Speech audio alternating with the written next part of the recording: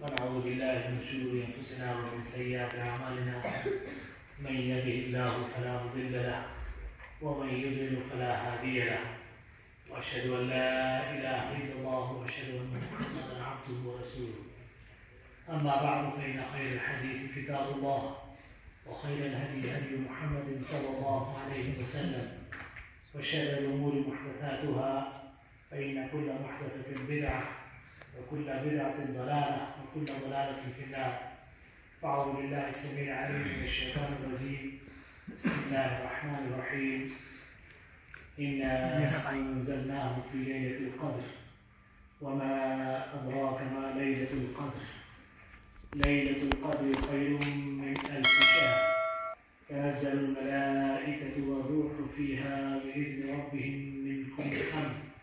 سلام هي حتى مطلع الفجر. اللهم صل على محمد وعلى آل محمد كما صليت على إبراهيم وعلى آل إبراهيم إنك حميد مجيد. اللهم بارك على محمد وعلى آل محمد كما باركت على إبراهيم وعلى آل إبراهيم إنك حميد مجيد.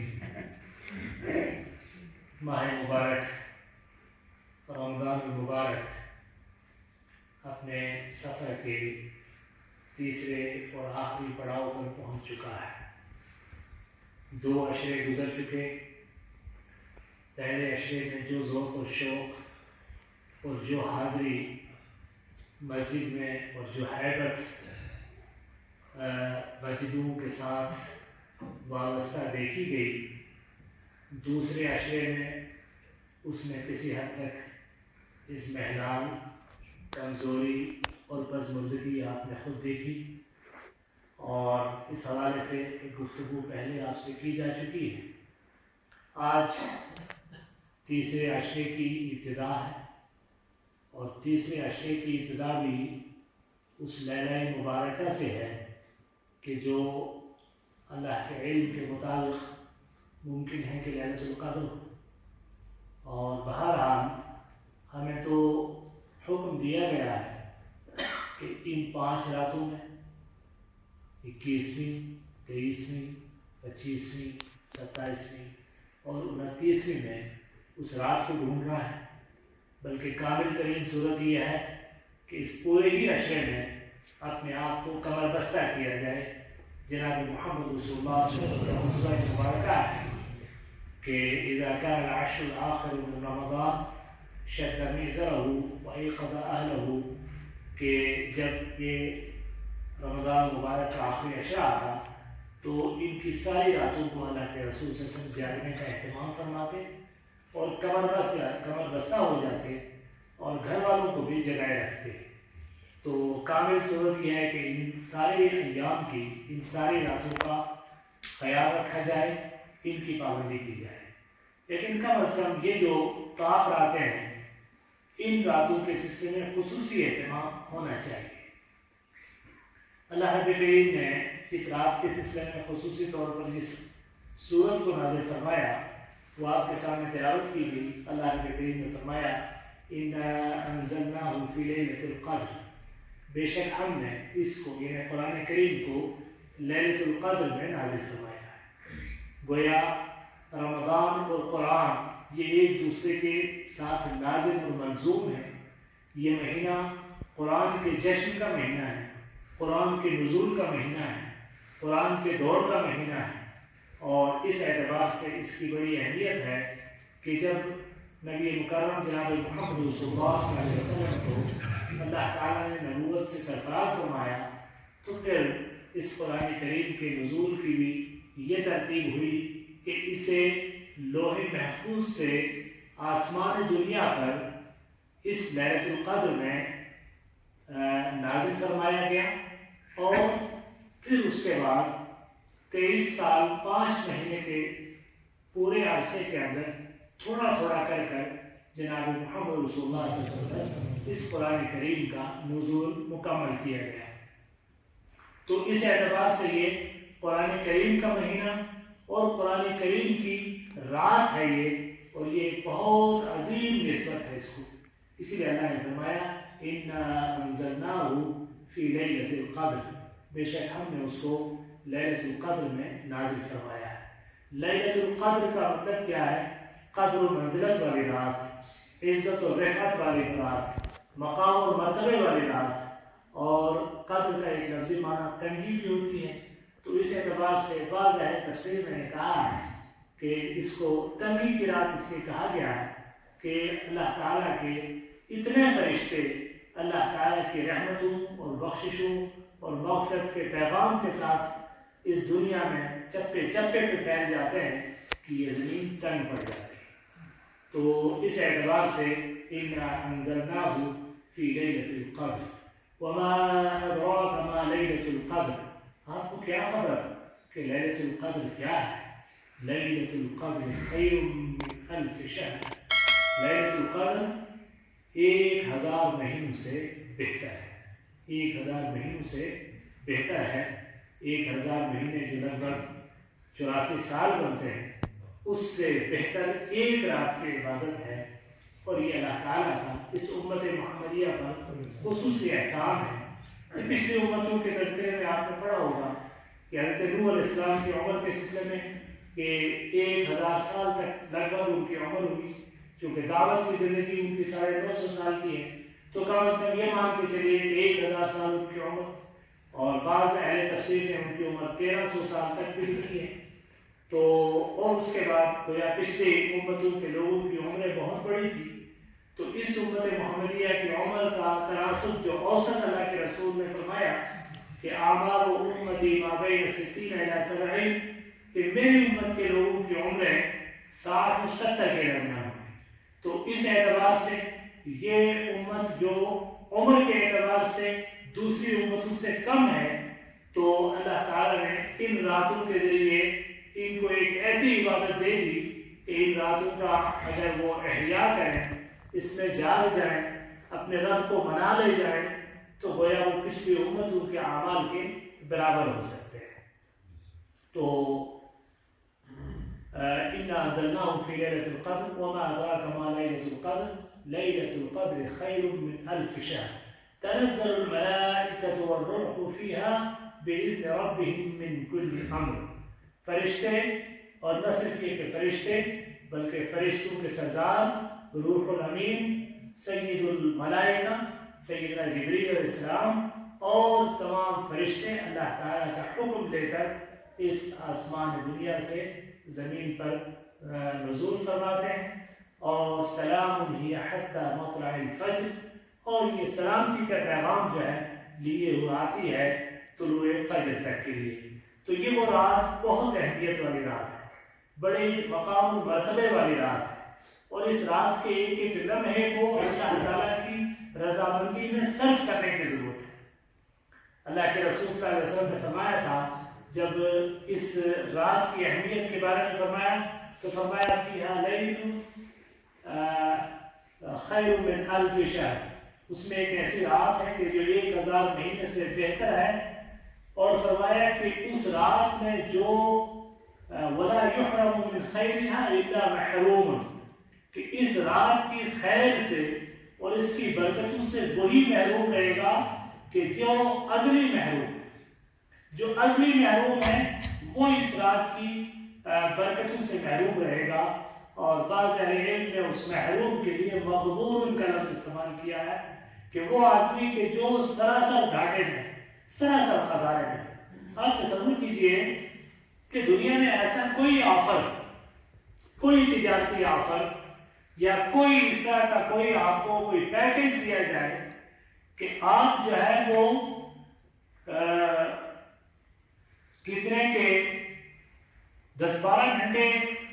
یا 6-7 گھنٹے کام کر لیں اور آپ کو مزدوری ملے 83 سال کے برابر۔ اب دنیا میں کون ایسا محروم شخص ہوگا کہ جو اس آفر کو قبول نہیں کرے گا، اور یقیناً اس سے بڑا محروم کون ہوگا کہ جو اس رات کے ان لمحوں کو پا بھی لے اور یہ سودا نہ کر پائے اپنے رب کے ساتھ۔ گویا رب کے ساتھ رات کی ان گھڑیوں کا سودا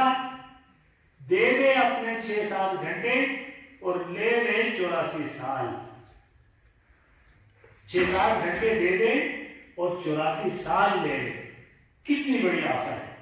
کتنا بڑا مقام ہے، اور کتنی بڑی اللہ تعالیٰ کی طرف سے ایک رحمت ہے۔ اور اس رحمت کے ان موقعوں کو جو ہے اس کو غنیمت جاننے کی ضرورت ہے۔ دیکھیے زندگی کا کوئی بھروسہ نہیں، اتنی حادثات والا زمانہ گزر رہا ہے اس وقت۔ آپ نے اپنی آنکھوں کے سامنے لوگوں کو کیسے کیسے حالت میں مرتے ہوئے دیکھا ہے۔ ہر عمر کے لوگ جو ہے وہ مر رہے ہیں، زندگیاں جو مستعار زندگی ہے وہ ختم ہو رہی ہے، لوگ توفیق سے بھی محروم ہو رہے ہیں، جسمانی طور پر کمزوریوں کے شکار ہو رہے ہیں۔ بہت سارے لوگ ایسے ہیں کہ جو صحیح طریقے سے رکوع اور سجود نہیں کر پاتے، بڑی تمنائیں اور بڑی آرزویں ہوتی ہیں ان کی، لیکن موقع نہیں مل پاتا۔ لیکن صحت کے ساتھ، تندرستی کے ساتھ اگر یہ موقع اللہ تعالیٰ دے رہا ہے زندگی میں، تو یہ سمجھ لیجیے کہ اسے اپنی زندگی کا آخری موقع سمجھ،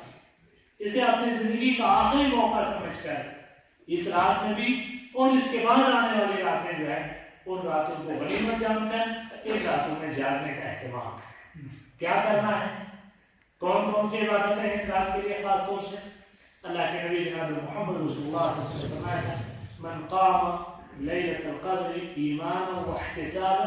غفر له ما تقدم من ذنبه، کہ جو لیلۃ القدر کا قیام کرے ایمان کے ساتھ اور اللہ تعالیٰ سے ثواب کی طلب کے ساتھ، اس کو اس کے پچھلے تمام گناہ معاف کر دیے جائیں گے۔ تو گویا یہ رات قیام میں گزارنی، اور قیام اللیل کی سعادت سے اللہ تعالیٰ نے ہمیں محظوظ کیا، اور ہم اس سعادت سے بہرامند ہو چکے ہیں۔ ہم نے قیام اللیل کیا، اور جو باقی حصہ انشاءاللہ وہ بھی کریں۔ اس کے بعد کیا ہے؟ قیام اللیل کے علاوہ قرآن کریم کی تلاوت، چونکہ اس قرآن کریم کا نزول اس رات سے وابستہ ہے، تو جتنا وقت ہمارے پاس بچتا ہے قیام کے بعد اسے قرآن کریم کی تلاوت میں جائے۔ اسی طریقے سے وہ خوش نصیب کہ جن کو اللہ تعالیٰ نے اعتکاف کی سعادت بخشی ہے، وہ تو گویا در پہ بیٹھ گئے، اور وہ جو کہا جاتا ہے کہ بیٹھے ہی رہنے سے کام ہوگا، تو اب وہ بیٹھ گئے ہیں تو پھر بیٹھنے کا حق بھی ادا ہے۔ خاص طور سے نوجوان بچے جو ہیں بڑے شوق کے ساتھ بیٹھے ہیں، لیکن یہ بڑی ذمہ داری کی عبادت ہے، یہ کوئی کھیل تماشا نہیں ہے، یہ کوئی ایسی تفریح نہیں ہے، یہ باتوں میں اور اپنی دلچسپیوں میں گزارنے والے یہ ایام نہیں ہیں۔ اب ان ایام کو اللہ تعالیٰ نے عمر کے اس ابتدائی مرحلے میں اگر آپ کو توفیق ملی ہے تو اس کو غنیمت بنائیں کہ یہ 10 دن کی تربیت آپ کی پوری زندگی میں کام آئے، یہ 10 دن کی تربیت پوری زندگی میں کام آئے، اور یہ نہ ہو کہ عید کے بعد آپ ایک دوسرے انسان کی صورت میں نظر آئے، کسی کو یقین ہی نہ آئے کہ یہ بچے بھی اعتکاف میں بیٹھے تھے۔ تو بہرحال اللہ تعالیٰ نے جن جنوں کو توفیق عطا فرمائی ہے، وہ اعتکاف ایک بڑی عبادت ہے کہ جو ظاہر ہے کہ پورے 10 ایام کی ہے اور ان 10 راتوں کی ہے، تو یہ ایک دوسری بڑی عبادت ہے کہ جو اس رات سے وابستہ ہے۔ اس کے بعد پھر کیا ہے کہ کوئی بھی نیکی کا کام، کوئی بھی اچھائی کا کام جو اس رات جو آپ کریں گے تو اللہ تعالیٰ کے ہاں اس کا اجر و ثواب ہے۔ اسی طریقے سے صدقہ و خیرات، اور یہ آپ سے عرض کروں کہ میں آپ سے کہوں گا کہ یہ جتنے ایام باقی بچے ہیں اور یہ راتیں باقی بچی ہیں، ہر رات سے پہلے،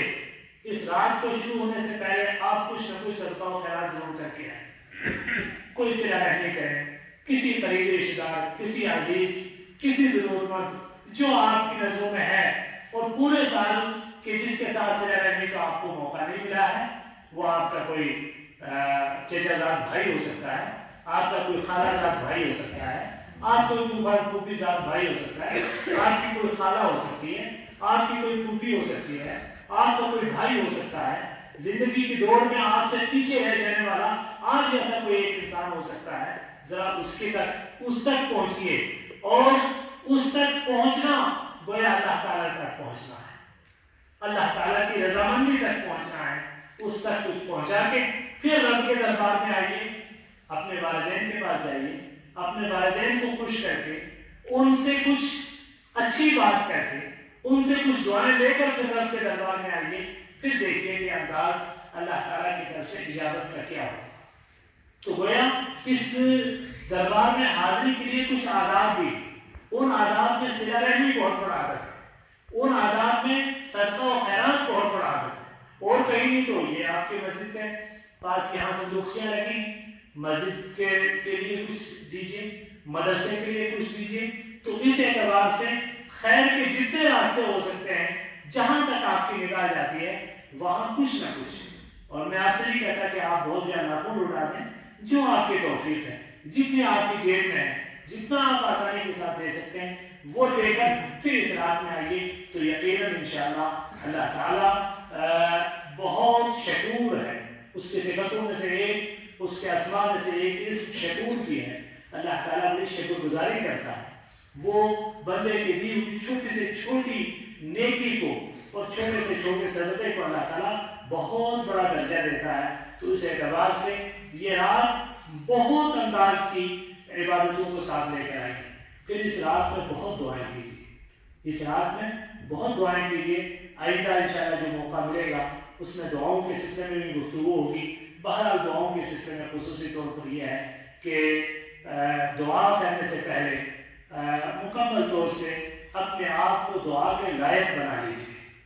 اور دعا کے لائق بنانے کے لیے یہ ہے کہ دل میں رخ ہو جائیے اللہ کے حضور، اور دل کے پورے حضوری کے ساتھ اللہ تعالیٰ کی تعریف کے جتنے الفاظ آپ کو یاد ہیں ان الفاظ کے ذریعے اللہ کی تعریف کیجیے، اس کی حمد و ثنا کیجیے، محمد رسول اللہ صلی اللہ علیہ وسلم پر درود شریف پڑھیے، استغفار کی کلمات کہیے،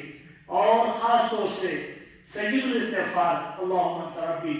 یہ دعا پڑھیے، اور پھر اس کے بعد اللہ تعالیٰ سے مانگیے، اللہ تعالیٰ سے دعا کیجیے، اور وہ سب کچھ مانگ لیجیے کہ جو کبھی مانگنے کی توفیق نہیں ہوتی۔ اس رات کو اپنے اور اپنے رب کے درمیان مناجات کی رات بنا لیجیے، اس رات کو اپنے اور اپنے رب کے درمیان مناجات کی رات بنا لیجیے، اور اللہ تعالیٰ سے دعا کیجیے۔ اما عائشہ صدیقہ رضی اللہ تعالیٰ عنہا نے اللہ کے رسول صلی اللہ علیہ وسلم سے پوچھا کہ جس رات کی آپ اتنی فضیلت بتا رہے ہیں، یہ رات اگر مجھے مل جائے تو میں اس موقع پر کیا دعا کروں؟ تو اللہ کے رسول صلی اللہ علیہ وسلم نے فرمایا قولی اللہم انک عفو تحب العفو فاعف عنی، اللہم انک عفو کریم تحب العفو فاعف عنی، اے اللہ بے شک تو بخشنے والا ہے، بہت مہربان ہے، اور بخشنے کو بہت پسند کرتا ہے، مجھے معاف کر دیں۔ بس اللہ تعالیٰ سے یہ معافی مانگیے، اللہ تعالیٰ سے استغفار کیجیے۔ یہ رات استغفار کی رات، اللہم اجرنی من النار، اے اللہ مجھے جہنم کی آگ سے بچا دے۔ بس جہنم سے آگ سے، چونکہ اللہ کے رسول صلی اللہ علیہ وسلم نے فرمایا کہ اس مہینے کی ہر رات میں اللہ تعالیٰ کچھ بندوں کو جہنم کی آگ سے بچاتا ہے، ان سے نجات دیتا ہے۔ تو وہ کہ جنہوں نے اپنی زندگی میں ایسے کچھ اپنے نفس پر ظلم کیے ہیں، ایسے گناہ کیے ہیں کہ جو جہنم میں لے جانے کے موجب ہیں، لیکن یہ رات اگر سچی توبہ کے ساتھ، سچے استغفار کے ساتھ اگر رب سے رجوع کیا جائے تو اللہ تعالیٰ جہنم سے آزادی کا پروانہ عطا فرماتا ہے۔ تو میں آپ سے عرض کروں کہ یہ جو بقیہ جو راتیں ہیں، اس میں بھی تھوڑا تھوڑا آپ کے سامنے شوق دلانے کے لیے، اس رات کی اہمیت کا احساس دلانے کے لیے، اور کچھ اہم موضوعات پر تھوڑی تھوڑی گفتگو میں اور میرے دوسرے ساتھی علماء کریں گے۔ تو ہمارا مقصد اس رات کو کوئی جلسے کی رات بنانا نہیں،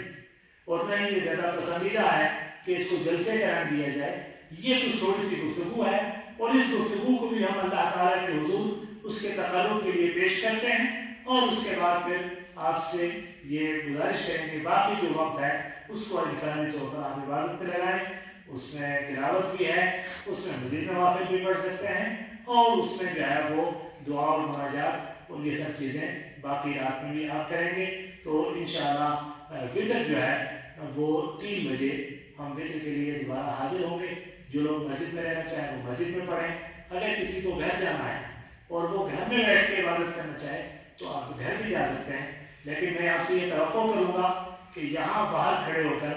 آپ کی مجلس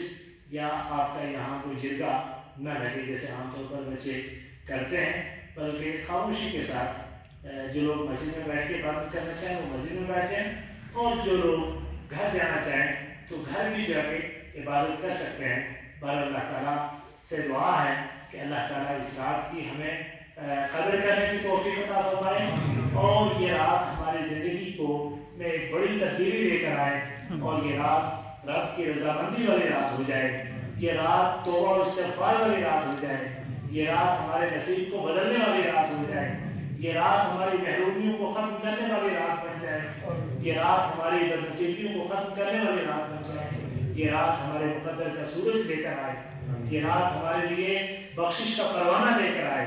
یہ رات ہمارے لیے اللہ تعالیٰ کی طرف سے عفو و درگزر کا پیمان جو ہے وہ پروانہ لے کر آئے، یہ رات ہمارے والدین کے لیے ان کی مغفرت اور ان کی صحت یابی کا اللہ تعالیٰ کا حکم لے کر آئے، اور جتنے پریشان حال اور مصیبت زدہ اور قرض دار اور بیمار ہیں اللہ تعالیٰ سب کے لیے شفا کے فیصلے فرمائے، کیونکہ اس رات میں اللہ تعالیٰ فیصلے فرماتا ہے،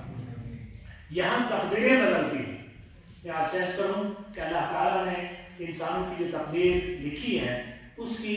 بہت ساری قسمیں ہیں۔ ایک تو تقدیر عزمی ہے کہ جو لوح محفوظ میں لکھی ہوئی ہے، اس کے اعتبار سے پھر ایک تقدیر وہ ہوتی ہے جو عمری تقدیر ہوتی ہے کہ جب بچہ ماں کے پیٹ میں ابتدائی شکل لیتا ہے تو اس وقت اللہ تعالیٰ اس بندے کی تقدیر لکھ دیتا ہے کہ پورے زندگی میں اس نے کیا کرنا ہے اور کتنی موت ہے، کتنا اس کے لیے روزی ہے، یہ سب اس کے لیے فیصلہ کیا جاتا ہے۔ اور پھر اس کے بعد ایک تقدیر حولی ہوتی ہے کہ جو پورے سال میں ایک بار بندے کی جو ہے تقدیر کے فیصلے ہوتے ہیں، وہ رات یہ رات ہے۔ اس اعتبار سے جب بندوں کی تقدیریں لکھی جا رہی ہیں، جب بندوں کی فیہا یفرق کل امر حکیم، یہ وہ رات ہے کہ جس میں اللہ تعالیٰ کی طرف سے حکمت والے فیصلے کیے جاتے ہیں۔ اس رات میں اپنے حق میں فیصلہ کروانے کے لیے بس بیٹھ جائیے اور رب سے اپنے حق میں کچھ منوا کے دیکھیے۔ یہ اللہ تعالیٰ کے لیے ان اوقات کو غنیمت جانتے ہوئے اس رات کو گزاریں۔ اقول قولی ھذا واستغفر اللہ لی ولکم ولسائر المسلمین فاستغفروه انه هو الغفور الرحیم، وآخر دعوانا الحمد للہ رب العالمین۔